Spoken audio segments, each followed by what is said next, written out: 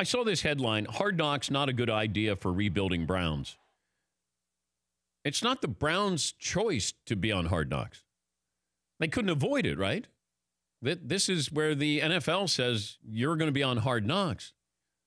Their GM, John Dorsey, said he didn't want to be on Hard Knocks a week ago. If I'm the Browns, I don't want to be on Hard Knocks. So Hard Knocks, not a good idea for rebuilding Browns. I agree. It's not. But I don't think they had any other choice here. McLovin came in this morning, and he goes, do you realize the Browns took a quarterback who's 6'1"? Yeah. And I go, wait, the draft was a while ago, McLovin. He goes, I know, but just do you understand that's not what you're supposed to do? Yeah, McLovin. I felt like we all convinced ourselves that Baker Mayfield at number 1 made sense that week of the draft. It just sort of started happening. We're like, yeah, of course Baker Mayfield's number 1. No, it's doesn't. Crazy. It doesn't make sense. In the moment, though, it kind of became like I don't know if it was the week before you said, like, it's going to be Baker Mayfield or Josh Allen. And everyone had time to get used to the idea of him being at number 1. So it didn't feel like a shock on draft night. But now that I look back on it, it's pretty unusual. Yeah, and people thought that I was advocating for the Browns to take Baker Mayfield. I was told that he was back in the picture here, and maybe he never left the picture, but the Browns were going to look at Baker Mayfield or Josh Allen. And then I was told later that I couldn't go with it, and I was told by a source who said, look, I'm going to tell you this, but you can't use it. And I said, well, then don't tell me it. And he goes, no, you'll appreciate it after the fact. He goes, they're not interested in Josh Allen. Josh Allen was a smokescreen. And I went, really? He said, yeah. Baker Mayfield, they made up their mind a couple of weeks prior to the draft. Baker Mayfield was the guy they wanted. I said, well, so why a smokescreen? They said they were still looking at, could they get Baker Mayfield? If they talked Josh Allen up enough, was Buffalo going to go up and get Josh Allen? You know, did they want him? Or was somebody else going to go up? And I was like, okay. You know, the games that are played here, up to number 4, you mean? Yeah, wow. But here's Baker Mayfield Jr. III talking about being on Hard Knocks. For me, looking at it, and us as a team, I'd say it's, you know, it can be good. You know, if you handle it right. I'll just say that.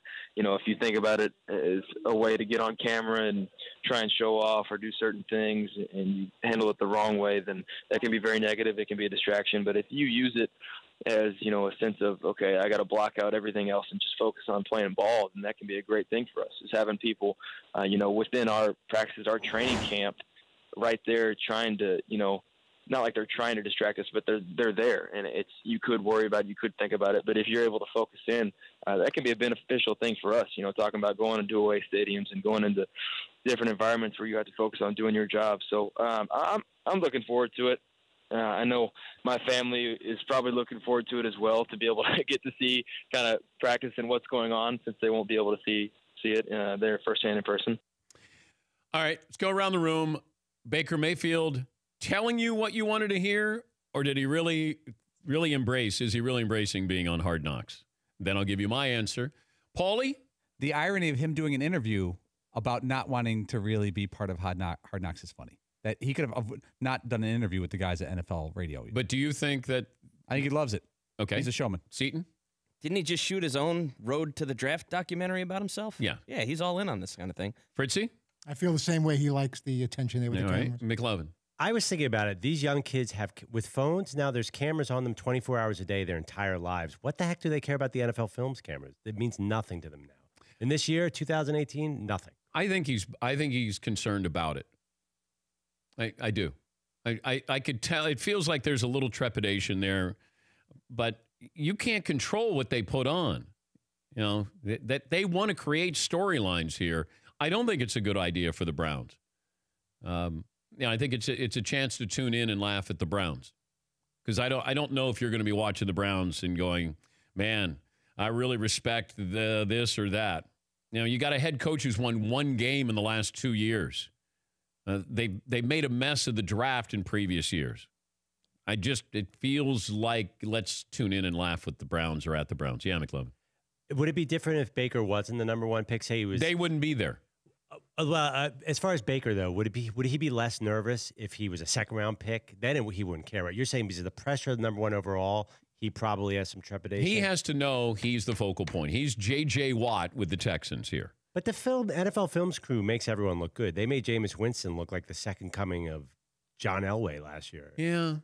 But are you tuning in to see the positives of the Cleveland Browns? Yeah, Paul. I heard Florio this morning. He was crushing Hard Knocks. He's like, it's an infomercial. You're not going to learn anything about any team that they don't want you to. It's a direct partnership with the NFL. It's a glowing filler piece. This is Florio's words, and I tend to agree with him. Hard Knocks is great because it's a formula. You know exactly what you're going to get. You're going to get a little family, some great shots, a couple fights, and a bunch of guys getting cut. And you get to watch them lose their dreams on national TV. You get the guy who has no chance of making it, a very little chance, and he's playing guitar in his room, and he's writing a postcard to his girlfriend. That's the Richmond Flowers episode from the Dallas Cowboys. Yeah, Chad Hutchinson, Richmond Flowers. Yeah, for T. And if this ends up being a horrible distraction and a big mistake for the Browns, what's the worst that could happen? They lose every single game of the season? They don't know what that's like. If Baker Mayfield was with the Jets would be on Hard Knocks if they were eligible. And that's another thing. There were 6 teams that were eligible, so it's not like, the Browns could go, we're going to turn it down. Because I think the GM, John Dorsey, realizes it's not a good thing. But hey, the Browns won something. They won the Hard Knocks prize. For more Dan Patrick Show, tune to Audience Channel 239 on DirecTV or download the Dan Patrick Show app.